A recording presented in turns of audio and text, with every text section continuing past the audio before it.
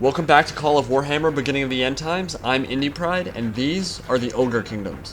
Monstrous Mournfang Cavalry leading off now, powerful charge and incredibly resilient in sustained melee. Firebellies are worshippers of ash and flame, consuming burning combustibles so that they might belch fire over their enemies. Ironguts are ogres chosen by a tyrant as his personal bodyguard. They are the best equipped and armored ogres on the field, and the Gorgers, starved and tortured souls, unleashed as frontline berserkers with little thought for their own safety. Man-eaters moving up now are the shameless and savage mercenaries who fight for food and shiny trinkets, powerful and dangerous but low in number, and the Leadbelchers, firing hand weapons the size of cannons with any assortment of ammunition that can be gathered, unleashing devastating volleys of shorn metal at their enemies.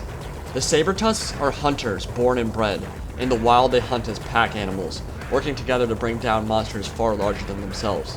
Given time, they can pull down a fully grown Rhinox. And Noblars, small goblin-like creatures mostly living in the mountains of Mourn, the main slave and servant force of the Ogre Kingdoms.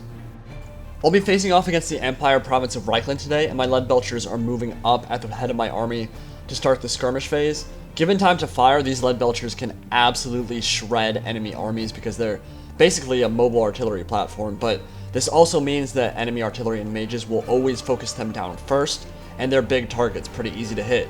And unfortunately, my opponent Admiral Thrawn, one of the lead creators on Beginning of the End Times, has gold wizards, which utilize the lore of metal, and these casters are incredibly effective at sniping down big targets and ignoring their HP value. So you can see my Leadbelchers are getting absolutely incinerated by these gold wizards. They're much smaller targets than my Leadbelchers are. I can't really shoot them back, and I've already lost my first unit of Leadbelchers. My Noblars are moving up in the center just to try to be a meat shield, which didn't work too well for the Leadbelchers because you focused them down very quickly. And then over on the left flank, my Man-eaters and my Mournfang Cavalry are moving through the trees silently, trying to get into a flanking position to get into this Empire army. He has a lot of troops on the field, a front line of halberds. I have Saber-tusks moving in from the flank as well.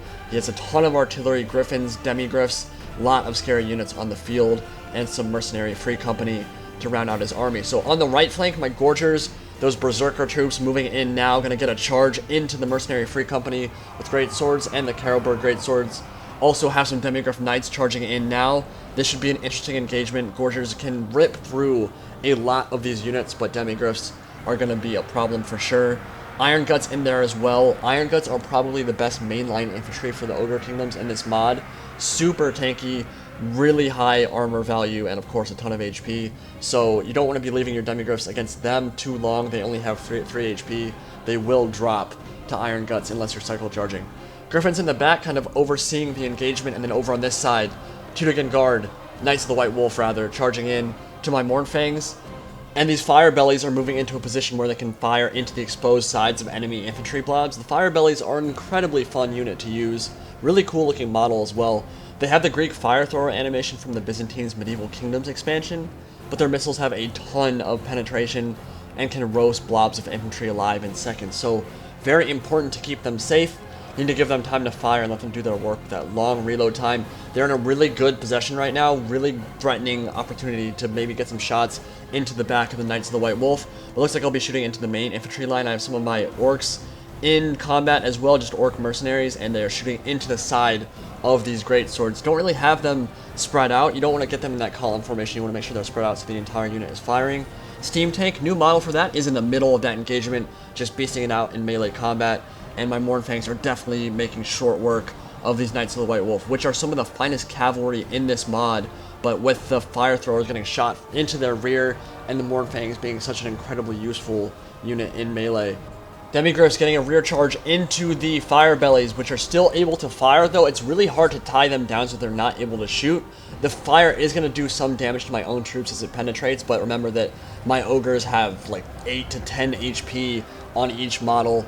The Knights of the White Wolf only have 1 HP, so each time those fire goes through them, they're going to be dropping models, and my Ogres will be able to sustain through that combat. Noblars are very useful as a meat shield. They can also throw nets to tie down enemies and do some HP damage there. Ironguts still cutting through this halberd line. They've done so much work on this side so far, basically taking out this entire engagement by themselves, but I don't really have any ability to tie down those Griffons. You can see them flying around in the background, getting rear charges off on my Saber-tusks. and on my Gorgers, it's going to be really hard to deal with the Griffons. Flying units in this mod are a little bit wonky, and they're really hard to kill, but they are extremely good.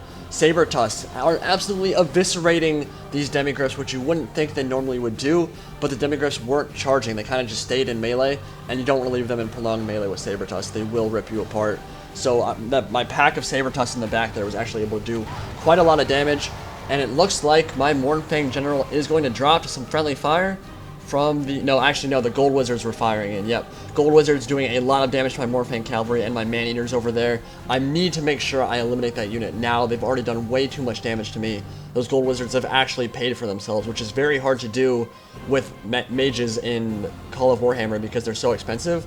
But Mournfangs are also really expensive. So are Leadbelchers, and he's almost wiped out half my Mournfangs and all of my Leadbelchers at the beginning of the match. So Mournfang's going to pull out of that engagement and then go to and kill these Gold Wizards and finally silence them. They're easy to kill in melee, just do a ton of damage from range. Saber Tusk coming in to overlap in that engagement as well.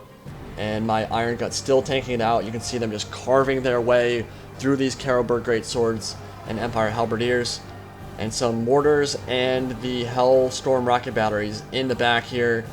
Gorgers trying to silence these artillery crews. Artillery is also very dangerous to the Ogre Kingdoms. They have very small armies, and of course, each one of your units is very expensive. So an artillery shot can kill an Ogre in a single hit, and when that happens, you're losing a lot of your funds for one engagement. Look at those shots coming in from the Firebellies right into the flank.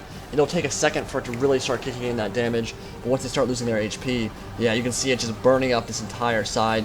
Many models dropping with each shot that comes in, and this team tank is trying to silence them, but having some trouble there. Get some really good shots into the flank. This is exactly how you want to use the Firebellies. Use that fire thrower to just burn through enemy infantry blobs while your Man-Eaters or your Ironguts tie down the enemy infantry. So this is one way to use Ogres really effectively. You are going to be outnumbered, of course, but you just tie down big infantry blobs with your very tanky troops while the Leadbelchers or the Firebellies get into a flanking position to do a lot of damage. Mournfang is going into Demigryph Knights, and they're also that steam tank and some great sword free company and halberds moving into a position to tie down my Man-Eaters. Balance bar is a little bit in my favor at the moment, and some of my Savage Orc Harboss Black Mountain Boys tied down with some Empire Halberdiers. That should be an interesting engagement, but it looks like they are losing over on that side. And Griffons getting rear charges into my Ironguts. This is bad, and this is what I'm talking about. It's really hard for Ogres to tie down these Demigryphs, or the Griffons, the Griffon Flyers. Dragons and Griffon Flyers are some of the best units in the mod.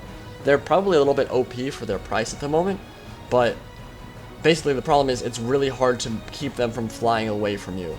So they're usually the last unit left on the field, and they can kind of just cycle charge over and over again. They're going to be a problem as they keep hitting me in the back. And my Ironguts are dropping models at this point, even though they've done a ton of damage. Gorgers still in the center, taking care of those artillery crews. And this melee engagement is starting to get a little bit desperate. There are a lot of units on the field currently that Ogres have a hard time killing. There's a steam tank, and I don't have any Leadbelchers left to snipe that down. There are the Griffons, still flying around with impunity. I need to break the wheat and chaff first before I can focus down those important targets. So my Firebellies are going to have a hard time getting out of that engagement, but they finally do. They're going to break free and go for some glorious flamestorms into the enemy halberds, getting some really good shots off from the rear. With a couple of volleys from those, I might be able to break the halberds and then overpower the steam tank with my Man-Eaters and my Ironguts, but the steam tank is moving now, trying to silence those Firebellies, and some halberds and greatswords are going to break off from the engagement and charge me down. And now the Hellstorm Rocket Battery is going to start firing in and completely destroy my Firebellies, but he's also going to drop his own steam tank with some friendly fire. That's really bad for him. That's a 10,000 talent or 10,000 gold unit. That means that it was going to be really hard for me to kill that steam tank because I didn't have those shots from the Leadbelchers anymore. So that's dead now. That's really good, but my Firebellies are also dead. I'd say the steam tank was more important for him than the Firebellies were for me, though. So I think I came out of that engagement ahead. He certainly did not mean to snipe his own steam tank, but the Hellstorm Rocket Battery is going to take it down. That's a big deal for me. That means my Mournfangs are now free, but the Griffons are still causing so much carnage over here. Just a handful of Ironguts left. The last 5 or 6 making their last stand. Griffons, I think, have dropped maybe 1 or 2 models, but most of them are still alive. Yeah, you can see one of them dead right there. But Most of them are still alive, and the artillery crews have made it back to their guns now. They were tied down and got ripped off of their guns, but they've made it back to their emplacements, and they're starting to shoot into my ogres, which is a big problem. Like I said, the artillery is such a good counter to ogres if they're an accurate piece. So Mournfangs still have free reign, still running through stuff. You can see some of the Empire units are starting to break. That's very good. Looks like I have one Firebelly fighting 3 Demigryphs and an artillery crew. Might be able to get another shot off into the... You're going to drop 1 or 2 models there from the artillery crew. That was pretty awesome. They also used kind of like a bow animation. It's kind of funny looking. But the Griffins charging into my Mournfangs. This is going to be a really important engagement. If my Mournfangs can drop the Griffins, I think I probably have this game in the bag. If I can't, and if he keeps cycle charging, it's going to be a lot harder. But yeah, some of the Griffins are starting to drop. Those Mournfangs are so deadly in melee, and the gun crew is silenced, and I don't think that Hellstorm Rocket Battery will be able to get too many more shots off this game. Greatswords coming in to reinforce. Just a handful of Mournfangs left, though. Empire army is very depleted at this point. This is a very, very close battle right now. And the Maneater is tied down. 1 Firebelly left. There's still 1. Still shooting into the flank. That morale penalty is so big for me. And Maneater is just bashing on heads at the moment. Killing these great swords. Just a handful of Nobblers in there as well. You can see some wavering on the Ogre line and on the Empire line. Really good shot from the Firebelly. Going to drop about 10 models there, and that's going to cause that entire Empire Halberd unit to rout. But Griffin's still flying around, still getting rear charges off into my Orcs and my Ogres. This battle is so close. Balance Bar says I have a huge advantage. I disagree. He still has his artillery crews left. He still has a handful of Demigryphs, and he still has his Griffins. But Mournfangs are definitely making a huge impact on this battle. Just dropped 1 of their models, unfortunately, but they're going to be able to make short work of these Free Company as the Griffins continue to harass me. Over on this side, the final Irongut is going to go down to the Empire Halberdiers, who will now start moving up. Mortars have started opening fire again on my Man-Eaters. This is going to be brutal. Look at that. That killed at least 3 or 4. A bunch of them are going to get back up, but that means that his artillery crews have started firing again, and as my Man-Eaters try to get back up to their feet, they're going to start just getting stun-locked by these mortars, dropping another model. 1 Firebelly left, still trying to kill the gun crews, and the Hellstorm Rocket Batteries opening fire, and now the entire unit is just getting completely torn to shreds. That's really bad. Look at that balance bar. That Man-Eater unit was everything this battle. It was all of my killing power, and they just routed from the field, almost completely dead, dropped like 6 or 7 models, artillery crews still ripping them apart, and any hope I had of winning this battle just ended right there with those shots from the Hellstorm Rocket Battery and from the mortars. They made short work of my Man-Eaters, and that's basically going to be the game. My Mournfang are going to try to make a brilliant last stand here, but that's going to be it. The balance bar goes completely in Admiral Thrawn's favor, and he's going to take the battlefield. I thought I had it with that Man-Eater unit. I thought we were going to win. I thought I had silenced his gun crews. I had the Gorgers in there for so long, doing so much damage, but apparently not enough. Didn't kill all the gun crews. They got back on, and there at the end of all things, they managed to open up fire and kill my most important unit of Ogres still on the field. Really good game to Admiral Thrawn. Really fun battle. Ogre Kingdoms versus Empire. Hope you guys enjoyed it. Look at the kills right now. And there will be more Call of Warhammer multiplayer content coming very soon.